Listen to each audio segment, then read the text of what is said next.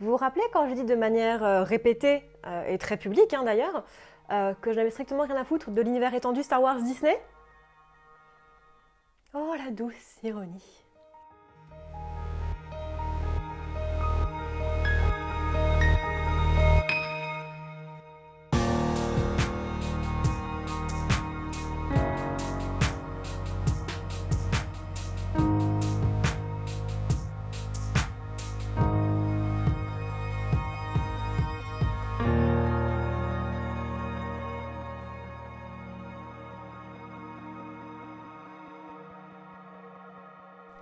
Bonjour à tous, je suis Noémie, bienvenue sur Horizon Universe. Comme vous voyez, j'ai fait mon meilleur cosplay de Leia aujourd'hui et j'ai mis du vert pour faire comme bébé Yoda. Je suis officiellement une cosplayeuse. Aujourd'hui, on se retrouve pour parler des 3 saisons du Mandalorian, la dernière ayant été terminée aujourd'hui puisque le dernier épisode est sorti ce matin. Voilà, je l'ai regardé dans ma pause déjeuner, je viens juste de rentrer du travail, il y a littéralement 10 minutes, le temps de tout mettre en place et de faire mes pompons là. Et on va parler aussi très vite fait de Boba Fett, voilà, même s'il y a vraiment honnêtement pas grand chose à en dire, mais on va attaquer, c'est une vidéo à chaud, comme vous avez pu voir dans le titre parce que vous êtes des petits malins, donc je n'ai bien sûr pas écrit cette vidéo, je n'ai pas mon prompteur en face de moi, j'ai simplement mes petites notes juste ici, et on va commencer avec un petit synopsis rapide. Du coup, la série se passe 5 ans après la chute de l'Empire, donc 5 ans après le 6e film, l'épisode 6. Et nous suivons Din Djarin, qui est un Mandalorien. Les Mandaloriens sont des mercenaires, voilà. Et Din est connu comme étant un des meilleurs mercenaires, voilà, qui réussit toujours très bien ses missions. Et un jour, on lui demande d'amener un être vivant à une certaine personne, et il se trouve que cet être vivant est un bébé, en fait, un bébé de la même race que Yoda, donc un bébé Yoda, qui a beau avoir 50 ans, mais qui est encore en stade de nourrisson, on va dire. Voilà, il fait des bruits de bébé, ce qui est d'ailleurs super bizarre, parce que tu t'attends pas du tout à avoir des bruits humains sur un truc qui n'est pas un humain, voilà, très clairement. Et voilà, il décide de le récupérer. Ça, c'est la saison 1. La saison 2, ils continuent un petit peu leur aventure. Ils tentent de retrouver l'ordre Jedi, parce que le bébé Yoda a des pouvoirs de Jedi, donc ils tentent de retrouver l'ordre Jedi pour qu'il puisse être entraîné selon les préceptes Jedi. Et vite fait dans la saison 3, on se concentre sur la reprise de Mandalore, notamment avec Bo-Katan, qui est jouée par Starbuck. Voilà, si vous suivez Battlestar Galactica, elle est jouée par l'actrice qui joue Starbuck, qui d'ailleurs le fait extrêmement bien. On va d'abord commencer par les points forts pour commencer, on va commencer par le meilleur, et pour moi c'est le casting. Voilà, Pedro Pascal est superbe en Mandalorien, même si on voit très peu sa gueule, mais la manière dont il arrive à incarner le personnage juste avec des mouvements, notamment tout ce qui est travaillé autour du casque. Vous savez, on a souvent des zooms sur le casque du Mandalorian, parce que les Mandaloriens ont toujours leur casque. Je trouve qu'il y a vraiment un très beau travail fait à ce niveau-là. Cathy Sakoff dans le rôle de Bo-Katan le fait aussi extrêmement bien. D'ailleurs, elle est très réminiscente dans son rôle de BSG. Je trouve que c'est une belle évolution par rapport à son rôle dans BSG. Et il y a l'acteur Esposito aussi qui joue Gideon, qui joue le méchant en gros, et qui le fait merveilleusement bien. D'ailleurs, il me semble qu'il était aussi dans le casting de The Boys. Il a vraiment une gueule particulière, ce mec. Genre, sa tronche, ça ressent le mépris. C'est absolument énorme et je trouve qu'il est extrêmement bien joué. En règle générale, le casting est vraiment très bien trouvé. Je trouve qu'ils incarnent tous très bien leurs différents personnages. J'ai été légèrement déçue par l'acteur de Boba Fett. Maintenant, je pense que c'est plus une problématique de dialogue plutôt qu'une problématique d'acteur. Je suis sûre qu'avec des meilleurs dialogues, il aurait pu faire très bien. Donc je pense que le problème n'est pas tant lui que ce qu'on lui a donné à faire. Maintenant, un des meilleurs points aussi, et une des choses qui a fait le plus parler sur la série, c'est tout ce qui est l'aspect visuel. C'est absolument magnifique. Star Wars n'a jamais été aussi beau, même dans Rogue One, qui pour moi est le film qui est le plus beau de la saga. Ça n'a jamais été aussi magnifique. Les effets spéciaux sont super clean à tel point où vraiment il y a des moments où je me demande si c'est du CGI, si c'est de l'effet réel. Enfin vraiment, des fois, quand j'ai le doute, je me dis que c'est bien fait, donc c'est absolument magnifique. Tout le travail sur les armures qui sont toutes différentes, qui ont toutes un reflet et un polissage différent. Le casque de Bo-Katan notamment est absolument magnifique. Mais voilà, il y a vraiment un très gros travail sur autant les visuels CGI que les costumes, que certains vaisseaux aussi. Il y a des formes de vaisseaux qu'on voit très peu. Alors je suppose qu'ils sont dans l'univers étendu type Rebels et Clone Wars. Mais moi j'ai abandonné très vite de regarder ça parce que je trouve ça extrêmement enfantin, je me trompe peut-être qu'un jour j'y reviendrai, mais voilà, il y a des designs qui sont très cool. Les personnages en règle générale, leurs costumes sont extrêmement bien recherchés. L'aspect visuel de la saga, enfin de la trilogie de séries en tout cas, est vraiment ce qui est le plus intéressant. Encore une fois, voilà, je trouve que c'est une série qui est extrêmement bien réalisée. On a plusieurs épisodes qui sont tournés par Bryce Dallas Howard qui sont des petites pépites au niveau de la réalisation, notamment au niveau de la lumière.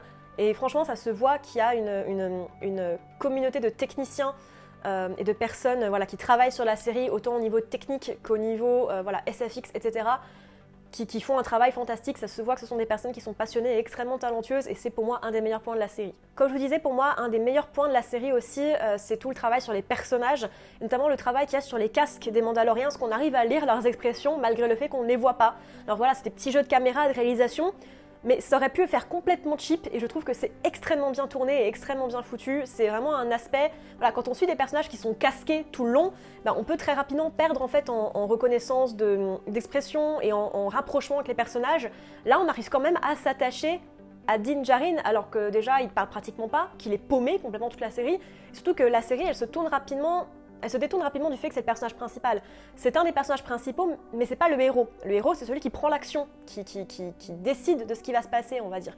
Din, il est quand même plutôt vachement passif dans l'histoire, c'est plutôt Bo-Katan et la maréchale Ferron, là, qui est juste hyper cool et qu'on voit très très peu malheureusement, mais c'est plutôt elle qui font avancer l'histoire, et je trouve ça super cool qu'on ait comme ça une dissolution de la fonction sujet, tu vois ce que je veux dire, t'as vu, j'ai révisé un petit peu mes cours de grammaire de 3e, mais voilà, on a cette différence, on va dire, de différents types de héros, différents types de personnages qu'on peut suivre. Et voilà, c'est notamment aidé par le travail qui est fait autour des casques et de la manière dont ils sont filmés. Comme ça, on peut deviner un petit peu leurs expressions et leurs états d'âme et leurs états d'esprit, et je trouve ça juste au top. Et puis voilà, pour terminer, l'histoire, elle est quand même engageante, même s'il y a des passages qui sont un petit peu longuets, certains épisodes qui auraient pu être fusionnés ensemble et ne faire qu'un, comme très clairement là, le dernier et l'avant-dernier épisode de la saison 3, par exemple, ça aurait très bien pu être un seul épisode, genre d'1 heure, par exemple, ça n'aurait pas enlevé grand-chose à l'histoire. Et ça aurait évité un cliffhanger à la fin de l'épisode 7 du coup, qui avait pas grand chose à voir, parce que finalement il est très vite réglé dans la fin de l'épisode 8, sans spoiler, le but c'est pas de spoiler ici. Mais voilà, il y aurait des épisodes qui auraient pu être fusionnés dans les 3 saisons, et très honnêtement les épisodes qui touchent au Mandalorian dans Boba Fett auraient pu être foutus soit à la fin de la saison 2, soit au début de la saison 3, déjà pour nous éviter de regarder la merde qu'a été Boba Fett, et ensuite pour éviter d'avoir à faire regarder la saison de Boba Fett, parce que voilà, c'est le seul moment où j'ai parlé de Boba Fett dans cette vidéo, c'est une technique marketing qui est à la fois extrêmement maligne, mais à la fois une des plus connes et des plus irrespectueuses pour son public que de forcer à regarder une série annexe pour suivre une autre série. Foutre une série dont on se branle complètement au milieu de 2 saisons d'une autre série, c'est extrêmement malin d'un point de vue marketing et d'un point de vue fric. D'un autre côté, c'est exactement ce que j'attends de mecs comme Disney, c'est leur dire tout le mépris que je leur porte. Mais d'un autre côté, putain, c'est vraiment irrespectueux de ton public, quoi. Personnellement, j'ai regardé que le premier épisode et les 3 ou 4 derniers. Parce que je m'en fous de Boba Fett. Clairement, en lisant les résumés, j'ai bien fait de pas les regarder. Voilà, juste pour pouvoir suivre la saison 3, quoi. Voilà, mais bref. Ça, c'est fait. Et dernier point positif, la musique, qui est absolument magnifique, notamment le thème de Din Djarin, le thème du Mandalorien, qui est fantastique. Le petit sifflement, là, qui rappelle qu'on regarde Din, pour moi, est une superbe trouvaille au niveau de la musique. En règle générale, les environnements sonores, que ce soit les bruits des vaisseaux, les bruits des armes, les bruits des petits artefacts qu'utilisent les Mandaloriens, mais aussi vraiment la musique pure. Et voilà, ça reste un des très très bons points de la série. Je suis très très emballée par la musique et je trouve ça juste vraiment, vraiment top. C'est extrêmement bien foutu, encore une fois. Je sais plus qui est le musicien, mais franchement, au top. Les points négatifs maintenant, en dehors du fait d'être forcé de regarder Boba Fett, dont tout le monde se branle, qui était une très très mauvaise série pour suivre la saison 3, les développements qui sont un petit peu longs. Il y a des moments, honnêtement, où certains épisodes auraient pu être mâchés ensemble, notamment dans la saison 3. Passer l'épisode 5, honnêtement, il y aurait pu y avoir un remaniement pour avoir peut-être un dernier épisode un petit peu plus long, peut-être un dernier épisode qui fait genre 1 heure. Je sais pas trop comment ça aurait pu être fait, mais très clairement, pour moi, il y a des lacunes à ce moment-là, parce qu'on te dit, allez hop, on va faire un truc, parce qu'en fait, toute l'histoire, c'est un peu genre, c'est des quests en fait, hein, c'est des recherches de MacGuffin, ou c'est des recherches de quests et de missions secondaires, on va dire. Certaines de ces missions, certains de ces développements-là auraient pu être mis ensemble, parce qu'il y a certains moments, en fait, il y a certains épisodes où tu te dis, ouais, ok, ça a avancé une quête secondaire, mais ça n'a pas avancé ma quête principale, quoi. Et je trouve ça un petit peu dommage. C'est, pour moi, un des trucs les plus dommages. Je m'étais noté, alors ça, il faut dire que mes notes, c'était juste avant de voir l'épisode 8. Les épisodes passés, le 5 et le 3 de la 3e, sont clairement faits pour préparer la saison 4. On sait que ça n'avancera pas, n'aura pas de résolution. J'ai eu tort, je tiens à le préciser, j'ai eu tort dans ça. Parce que très clairement, en fait, pour moi, après la saison 3, ça pourrait se terminer. Voilà, pour moi, il n'y a pas forcément nécessairement besoin de continuer. Ou alors, ça se passe genre 5, 10, 15 ans après. Grogu a grandi, Grogu commence à maîtriser ses pouvoirs, Grogu commence à parler. mais si ça se passe tout de suite après la saison 3, pour moi, je vois pas l'intérêt. Il faut une cassure entre les deux. Voilà. Après, je sais pas comment, parce qu'il y a un film Mandalorian qui est prévu. Est-ce que le film arrivera avant la série et du coup la série conclut, ou est-ce que le film arrive à la fin pour conclure, ce qui serait le plus logique? J'ai pas encore les infos sur ça. On a quand même pas mal de fanservice au niveau de la série. Ça reste du Star Wars, le fanservice, ça fait partie à part entière du truc, donc ça dépend, voilà, c'est un peu selon votre sensibilité, si ça vous dérange ou pas. Au final, je trouve que c'est quand même une série qui est un petit peu surestimée. Je veux dire, c'est ok, c'est fun, c'est coloré, j'ai passé dans l'ensemble un plutôt bon moment devant, mais ça reste quand même assez meh. Je veux dire, c'est pas médiocre, c'est pas mauvais, mais c'est une série Disney+. Voilà, ça reste une série... C'est une série familiale, c'est une série qui est fun, c'est une série dans laquelle tu t'assois en rentrant chez toi le soir, voilà, tu bois ton apéro, t'es tranquille, t'es content, mais c'est pas non plus une série aussi fantastique que certains peuvent le laisser entendre. Il y a des grands moments dans la série, il y a des moments qui sont très intéressants. L'arrivée de Luke Skywalker, voilà, c'est la saison 2, je pense que tout le monde le sait maintenant, l'arrivée de Luke Skywalker est vraiment très très cool. Il y a des moments avec beaucoup d'émotions, ce qui n'est pas forcément la fin de la saison 3, d'ailleurs j'ai été un petit peu déçue là. La résolution du méchant est un petit peu rapide, on va dire de manière très rapide. Même si la fin, moi, m'a tiré ma mini-larme, j'avoue que j'ai bien aimé la toute fin. J'aime beaucoup aussi les points de vue sur la fin de l'Empire. Il y a tout un épisode où on suit un scientifique qui appartenait à l'Empire. Comment lui se remet dans sa nouvelle vie. J'ai trouvé cet épisode hyper intéressant pour le lore et le background pour le coup, même si pour le coup pour Mandalorian on s'en fout, mais il y a tout un background autour de l'Empire qui est vachement cool. Ça je suis d'accord, mais au final voilà quoi, ça casse pas trois pattes à un connard, c'est un solide 6 sur 10. C'est bien 6 sur 10, tu vois, si je devais donner une note, ça serait ça. C'est fun, c'est coloré, c'est extrêmement bien foutu, c'est très bien réalisé. Maintenant au niveau de l'histoire, ça a quand même des petites lacunes, ça a des longueurs. C'est mignon. Mais c'est pas non plus genre la série du siècle quoi. Voilà, c'est...